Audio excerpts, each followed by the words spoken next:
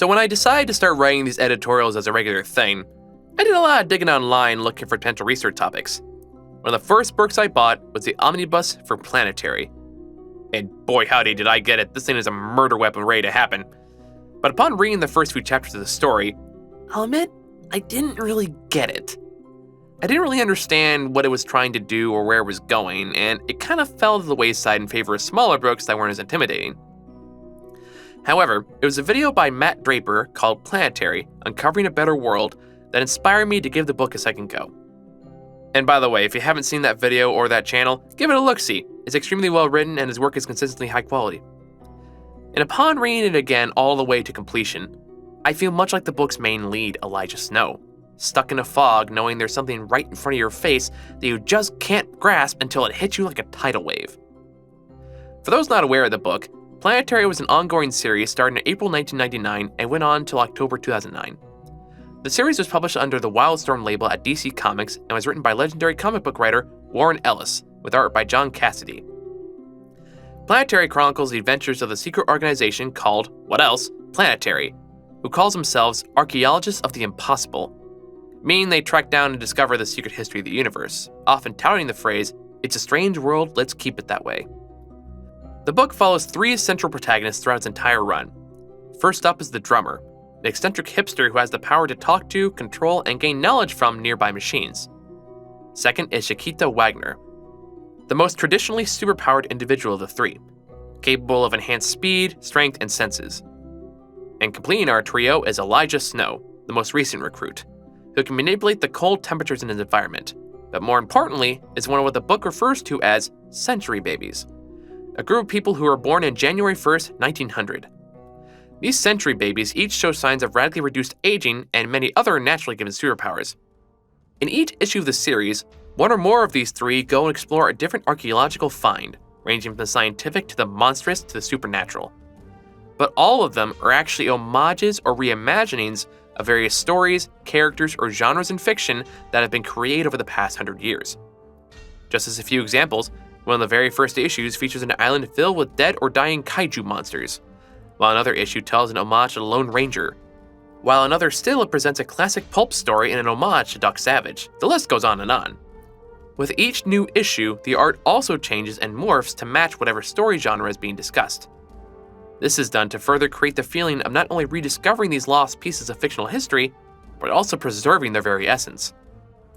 Throughout the beginning of the series, Snow frequently laments how they seem to only arrive after an event has happened. They're seemingly only sent to clean up messes or just dig up old relics rather than actually be an active part of the world of the weird. Almost as if all the weird and wonderful things that once populated the world en masse was slowly disappearing or being actively repressed. As it turns out, there's a specific reason for that. Another secret group working in opposition to Planetary known as the Four, an evil incarnation of the Fantastic Four. In this universe, the Four were four astronauts led by a man named Randall Dowling, who went on a top-secret mission by the US government in 1961 to travel to the moon. But things go wrong quickly when the Four encountered the Bleed, a rip in time and space that allows them to travel to an alternate dimension. In this alternate dimension, the Four find an extremely technologically advanced but also extremely paranoid civilization that perceives Dowling's universe as a potential threat due to the influx of superheroes, scientific possibilities, and other entities that can cause harm. So, Dowling makes a deal.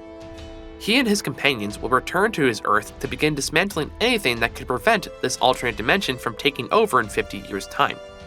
In exchange, the Four would be given superpowers of their own and allowed to travel the multiverse as they pleased. So over the next several decades, the Four slowly but surely dismantle and remove any potential threat to the incoming invaders, while also empowering themselves with all manner of stolen technology.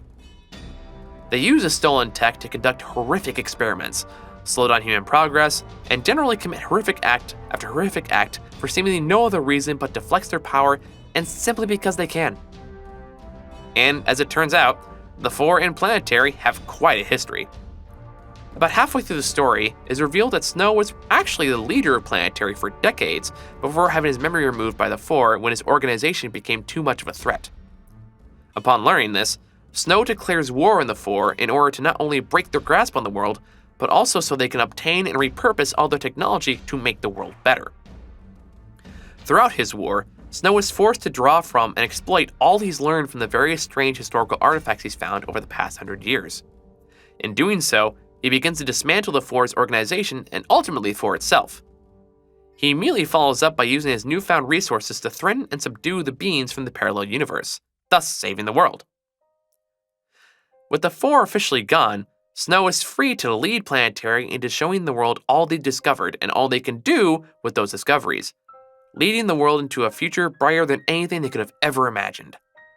Now, for eagle-eyed viewers who have watched my other editorials, you may have noticed my plot synopsis was significantly shorter and to the point than I traditionally tend to do, as I do love me some detail. There's a couple reasons for that. The first is that, and I can't emphasize this enough, this book is huge. Like 3 Bibles thick huge, look at this thing. The second and far more important reason is that while the story certainly drives the overall narrative forward and provides some much needed stakes, its general good versus evil story is not really what the book is about. Oh, it certainly plays a heavy hand in its overall themes and message, and we'll talk about that for sure, but Planetary, at its core, is not about how Planetary saves the world from the evil Fantastic Four homage. It's about something much bigger than that. Planetary is about discovering, recognizing, and ultimately preserving our modern-day mythology. The intention is laid out right in the Planetary's mission statement. They're explorers of the planet's secret history, which, in this case, is pop culture icons and stories from 1900 to present. Whenever we see stories about archaeologists or treasure hunters, they're traditionally about treasures or relics from long-lost civilizations, tombs, or any other sort of centuries abandoned structures. Rarely do we ever see an archaeological story involving discovering something from the past 100 years. Many might assume that's because we haven't created anything in the past 100 years that would be ancient enough or legendary enough to be worthy of basing a story on. However, I would argue it's because we have yet to fully acknowledge the importance of the stories we've created and how they contribute to our modern mythology. Because what is mythology when you really break it down? Mythology is a collection of myths and stories created by the prevailing culture of their time and passed on through preceding generations. The exact details of these stories get twisted and morphed as time goes on. Reinterpretations take place, ideas get shifted around, and their overall meaning can also potentially change as they evolve with each new telling. We're all, of course, familiar with some of the more classic mythologies like Greek, Egyptian, Norse, what have you. But what is our mythology? What creations have we made during this cultural period that is going to stand the test of time? Well, according to Warren Ellis, that answer lies in the unique and fanciful stories we've told over the last 100 years. As these stories change and grow as time passes, they will continue to influence how that mythology ultimately evolves. Now, this doesn't mean our mythology is strictly limited to our superhero icons like Batman, Spider-Man, Superman, Wonder Woman, and whatever, although they are a huge part of it to be sure. What it means is every piece of pop culture we've told, from Pulp Fiction to kaiju films to classic horror literature, all play a part in not only how our mythology has evolved, but also our culture. So much of what we represent and what we believe is reflected in our cultural icons, our legends, our stories, and the ones that last, the ones that people remember, all serve a purpose in telling the world at large exactly what we either aspire to be or dreaded to be. Whether the stories are meant to serve as an inspiration or as a warning, our mythological icons are often steeped in both heroics and tragedy. They're meant to teach us a quality of the human experience, while teaching us moral lessons along the way. And it's meant to grow with the passage of time, changing to match the cultural standards present in that era. But while Planetary seeks to celebrate the pop culture mythology established by our modern media, it also comes with a very specific warning. A warning against the reliance on continuity and the status quo. And that brings us to the book's antagonist, the Four, the aforementioned homage to the Fantastic Four. Planetary is very careful to establish the origin of the Four as close to the Fantastic Four as possible, including making the year the Four were created the same year the first Fantastic Four issue was published, 1961. The major difference between the two, obviously, is that the Four have no interest in saving people or making the world better, but in keeping it the same so it can't grow and evolve. Their ultimate goal is to slow the evolution of humanity so it can't get to the point where they can become a threat to their dominance and control. In this respect, we can theorize that in the same way that Ellis is using cultural icons in the past 100 years to provide inspiration or awe and wonder, he's using the Four as a mythological warning. Because in the case of Planetary, the Four represent the comic book industry's obsession with keeping things exactly the same. Now, if you've been reading comics for a long time, You're familiar with the basic rule that no matter what changes may occur for a set period of time, more often than not, in either DC or Marvel, the changes will become undone or return to their previous state time and time again. Characters very rarely stay dead.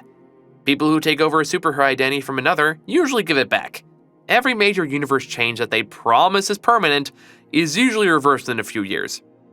And long-standing characters are rarely allowed to grow and mature. That's because comic book companies and comic book fans are relatively obsessed with maintaining the status quo of their respective universes. And it's not hard to see why. These are characters that have existed for decades, and keeping track of all the continuity behind any given character can be a tricky endeavor. Not to mention that people can get so attached to a certain character that they don't want them to change in any monumental way. So by keeping a silent promise to readers that, oh don't worry, these changes aren't going to stick, they can appease their largest fan base while also leaving a door for new readers to come in. However, Warren Ellis positions that this obsession for maintaining the status quo is wrong. That to try to keep things exactly the same they are is to condemn the world into a stagnation that will lead to the destruction of what makes our modern mythology so special to begin with. He positions that pop culture and our mythology by proxy needs to change and evolve. It needs to grow. It needs to stay weird. It theorizes that our mythology has been at no greater risk than with the birth of the comic book continuity, which was popularized by, you guessed it, the Fantastic Four in 1961. That's where began the obsession, the craze, the need to keep things exactly the same. That's not to say that Ellis is saying that's always been the case. These comic universes did grow and push the boundaries for some time, particularly under the guiding hands of Stan Lee and Jack Kirby. But somewhere along the way, that began to shift. Boundaries stopped being pushed, things stopped getting weird and started getting stagnant. All because a big angry entity decided that I feared what more change can bring. The big angry entity that is the obsessed comic book consumer. Not all fans, mind you, but the ones who are terrified of change. The ones who can't stand the thought of something growing to threaten their perceived dominance. But the state of the current comic book industry and their respective universes have remained as they are for so long that how we got here becomes increasingly elusive, lost in the sands of time. And that brings us to what I believe is the purpose behind Planetary. It is an archive. It is a museum. It is a series of exhibits to demonstrate exactly how far our mythology has come, and how greater still it can grow. It uses these retellings of classic characters, icons, and genres throughout pop culture history to emphasize and celebrate their importance. But it also uses them to show that growth is natural, growth is important, and it needs to happen whether we like it or not. Stagnation is literally death in Planetary. Staying the same threatens their very existence, and to a certain extent, it does for us too. Because times are rapidly changing in ways that is sometimes hard to keep track of, and we need new mythology to help guide us through these drastically different times. It needs to grow and change with us, not only to help teach us modernized lessons we need to learn to help us become better people, but also to help the next generation learn as well. That's why Planetary ends on a hopeful note, pointing out that our icons, our cultural heroes, don't necessarily have to go away, but they do need to evolve. They can't stay the same. They can't stay as we remember them. Otherwise, their meaning disappears. They lose that magic that made them special to begin with. Luckily, we are seeing change in our mythology. We are seeing growth, and we are seeing pop culture and the comic book industry pushing the boundaries of not only what kind of stories are told, but also who can be a part of it. And while there'll always be a big angry entity that demands stagnation to appease their petty needs, we have to be the guardians of our own pop culture and say, no, you are not welcome. The Four would keep their universes for themselves, to see it stay exactly the way they want it, to keep the status quo preserved. But Planetary says that the universe belongs to everyone, and we need to share it with everyone. We need to be able to share and celebrate what has been, what is, and what can be with everyone that wants to be a part of it. Otherwise, our mythology is about as useful as a dusty ruin. In other words, it's a strange world. Let's keep it that way.